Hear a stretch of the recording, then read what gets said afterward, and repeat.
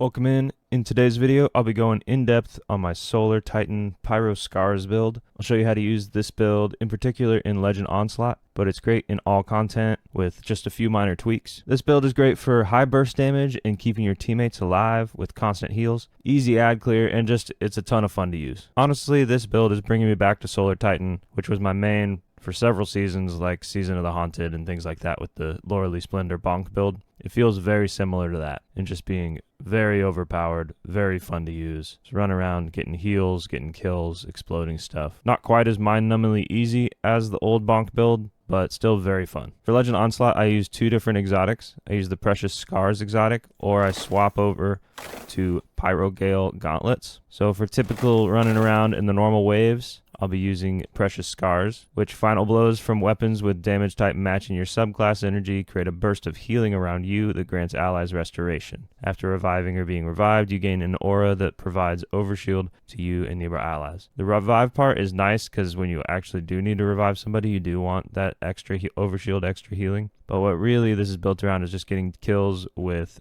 solar weapons and providing healing for yourself and your team. Makes you really, really tanky, always having restoration, always getting your health bar back. It's a big deal in legendary content or harder. For anything less than legendary level content, Precious Scars isn't very necessary. It's still fun to use just because you're so incredibly tanky, but it's really not necessary in anything less than legend content. For bursting down the big bosses at the end of the waves or for killing tormentors, I switch to Pyrogale gauntlets. I'll teach you how to have this set up ready to swap. The Pyrogale gauntlets modifies your burning maul into a single high damage slam of your hammer that creates several cyclones of flame. Consecration's second slam creates a cyclone of flame. So this is similar to Celestial Nighthawk for hunters or Curse of the Falling Star for titans, where it makes your super do just tons of damage in one shot, so then you can get back to shooting guns. What I don't like about the Titan Solar Super is that it just lasts so long and you're kind of stuck in it, even sometimes when you don't want to be. This just makes it do even more damage really fast, so you're able to get back to your guns, back to getting more solar kills, back to using rockets. And for a long time, I was kind of opposed to the whole swap method. I was like, just have your build and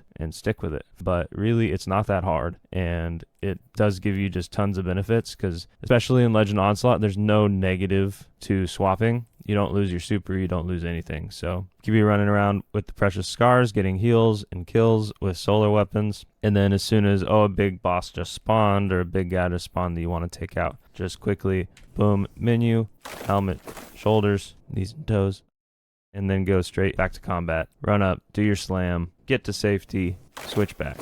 I'll go over some tips and tricks on how to keep your inventory just clear so you know what's what. I'll go through all the mods in just a little bit, but first let's look at the subclass. We have Burning Maul to work with Pyrogale, and you don't want to be switching this mid-fight, because if you do switch your super, you will lose its energy and have to rebuild it. So we go with Burning Maul. Towering Barricade, it just helps stay alive. The cooldown is a bit longer, from 38 seconds to a minute 10, but it's worth it to just have that tall shield to be able to actually block damage, especially in legendary content. Anything less than legendary content, I'm going to be running Rally Barricade. It's just more useful, but to stay alive, I like Towering Barricade. I like Strafe Lift. Throwing Hammer is great because you can just take out the little enemies with it, and it cures you, and it procs Soul Invictus, which help your abilities get back faster and your super drain more slowly. And it applies Scorch to the area, which things can just explode with it. And then a Healing Grenade for staying alive. In easier content, you can swap off Healing Grenade into Incendiary Grenade. It's a lot of fun to scorch everything. Then for the aspects, I already kind of mentioned Soul Invictus, but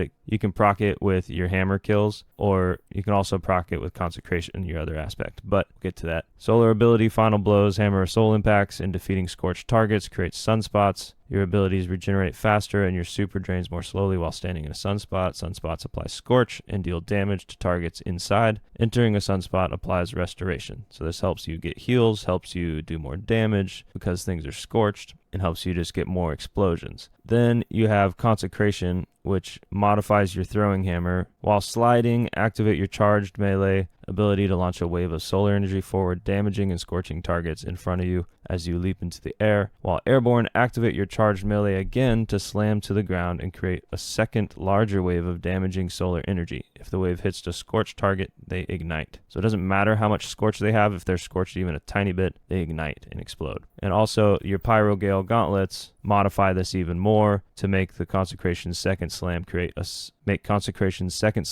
cyclone of flame, do even more damage. This thing does a lot of damage. I typically try to use it on big groups or on the yellow bars, things like that, to get big burst damage, get that explosion going, clear a room out, that kind of stuff. Then for the fragments, I have Ember of Searing. Defeating scorched targets grants melee energy and creates a fire sprite. And fire sprites are important because I have Ember of Mercy on. When you revive an ally, you and other nearby allies gain restoration. Picking up a fire sprite grants restoration. So just more heals. And then Ember of Empyrean, solar weapon or ability final blows extend the duration of restoration and radiant effects applied to you. So you get longer restoration, helping you get even more heals. And then Ember of Tempering, solar weapon final blows grant you and your allies increased recovery for a short duration. While Ember of Tempering is active, your weapons have increased airborne effectiveness, and your solar weapon final blows create fire sprites. So more fire sprites, more recovery, more healing to proc Ember of Mercy with more restoration. Fragments are really just built around restoration and recovery and staying alive. Let's check out the mods. For the Precious Scars setup, I'm using a Harmonic Siphon, Rapid Solar Weapon Final Blows, create an Orb of Power,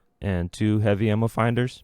If you want to be a little bit better teammate, you can probably throw on Heavy Ammo Scout, but I just love having so much heavy ammo laying around that I can actually use my rockets anytime I want. And then on the gloves, I have 2 Harmonic Loaders, Solar Loaders, and Impact Induction. This is really because I typically use Zauli's Bane, and it just has terrible reload, and that annoys me, so I'm running 2 Solar Loaders. But then when I swap these, the mods change, and then I have Harmonic Siphon still, and then I have Radiant Light because I'm typically only using my super when I have the Pyrogale gauntlets on. So then casting your super causes nearby allies to increase their current armor charge by 1. Allies that have different subclass element from you increase armor charge by 2. So that way you can just make sure when you cast your super, you're giving your teammates armor charges. This isn't necessary when you have Precious Scars on and you're not doing your super. And then 1 Heavy Ammo Finder. I'm typically going right into my super, so I'm not reloading, but just to make it not crazy different reload speed, I still have 1 on. And then Heavy-Handed, your powered melee final blows create orbs of power. Because when you have this on, your Consecration does that extra cyclone of damage, you get more kills typically. And then Impact Induction, causing damage with a powered melee attack, reduces your grenade cooldown. Then for the rest of the stuff, this all stays the same. Whatever resistance you need, and then 2 Harmonic Reserves, Solar Reserves, to get just more rockets, more damage. And then the Greaves, you got Recuperation, replenish health every time you pick up an orb. This isn't super necessary because you have so much recovery, so much healing with this build, but it is nice just to have. And then 2 Solar Weapon Surges to do more damage. And then on the Mark, have Outreach, reduce melee cooldown when using your class ability, and 2 Time Dilations to increase how long the armor charges last. One thing that I do recommend with this setup is running the Wormguard armor from the Riven vendor. And so put on as many pieces of that as you can with this, because in the artifact, this here wished into being, while your super is nearly fully charged, ability final blows spawn orbs of power. Wearing Season of the Wish armor decreases super amount threshold. This just helps you create tons and tons of orbs for your teammates. It's really an underutilized perk, and I really like it. For the rest of the artifact, you can use whatever perks you need. I like Unstoppable Hand Cannon and Overload Auto Rifle. And then the important artifacts here are Flint Striker, Rapid Solar Weapon, Precision Hits, and Rapid Solar Final Blows grant Radiant. And Kindling Trigger, Radiant causes solar weapons to apply Scorch to unscorched combatants. More Scorch, more explosions. Torch, if your teammates are Strand or Stasis, this helps, but if they're not, this doesn't help. Heart of Flame, casting your super grants nearby allies Radiant and increases the damage of your super for each nearby ally. Revitalizing Blast, causing damage with solar ability, weakens champions and bosses for a short duration. This includes your super, so you don't need to throw a hammer to bonk them first.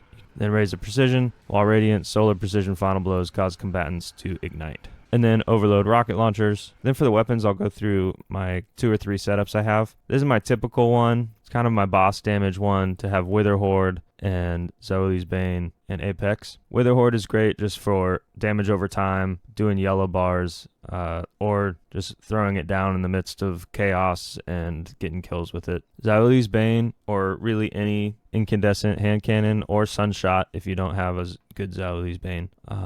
I like Xylo's Bane with explosive payload incandescent. Then I have an adept reload speed on it just to help with that reload speed that annoys me. I like the range this has and just the gameplay loop that goes around with it. Everything explodes. It's basically just as good as sunshot. And then for heavy, I like Apex Predator with reconstruction and really whichever damage buff you want, bait and switch or Vorpal or whatever you want. I like bait and switch. But then you can kind of modify this setup and run a disorienting grenade if you need it. It's really helpful in Legendary Onslaught to have a disorienting grenade. And then you can help your teammates buff their rockets with Galahorn.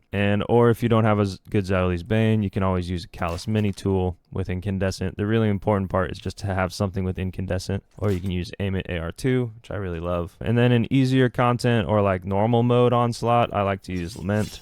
Even in some harder stuff, I like to use Lament. It has a great block and it stuns barrier champions. I'll pretty typically run this setup with Wither Horde, Xylo's Bane, Apex Predator. And for the stats on the build, always go with 100 resilience. And then the next priority is discipline to make sure you can always have that healing grenade when you need it. And then finally strength as high as you can. The other stats don't really matter with this build. Mobility doesn't matter at all. Recovery is nice. You have so much recovery and cure and restoration that it's kind of useless. And then intellect is nice, but you're making so many orbs and getting so many orbs from your teammates that it doesn't really matter. You always have a super when you need it. I really highly recommend using d2armorpicker.com to select your gear. And then you also want to make sure that when you swap, that you still have 100 recovery. And if you can have 100 discipline still or whatever and have high strength. But those don't matter as much when you swap because you're only there for a short time. But it is important to keep that 100 resilience because when you're running up to do your slam, you don't want to die. So make sure you have 100 resilience when you have Pyrogale, as well as Precious Scars on. The last thing I want to talk about is just inventory management. With swap builds like this, I really like to keep my inventory super clean, to know exactly what I'm switching to always know where my stuff is. This might just seem like no duh kind of stuff, but if you go into your inventory to swap off a Precious Scars and your real helmet's right here and this some random helmets in that spot, it just takes that extra second to be like, oh wait, where's my stuff? And especially if you have your whole thing full of all Masterwork gear, then it can get super confusing. So I like to keep whatever I'm swapping right next to it, so I'll check that before I go into anything. How you can make sure it's right next to it, just switch in whatever's right in this spot and then switch to the other thing, and then now you got it in the right spot. The other setup I like to run around with is to take off Precious Scars and Pyrogale and put on Lion Rampart, and that's really for like jumping puzzles or things like that. And you can also have the other half with Eager Edge in your inventory. So I typically like to keep my inventory really clean on things that I'm swapping. So like my Hunter with Celestial Nighthawk, when I swap into that, I make sure that I only have Celestial Nighthawk in there, so I don't just get confused. It just takes that extra second, and you can get used to it.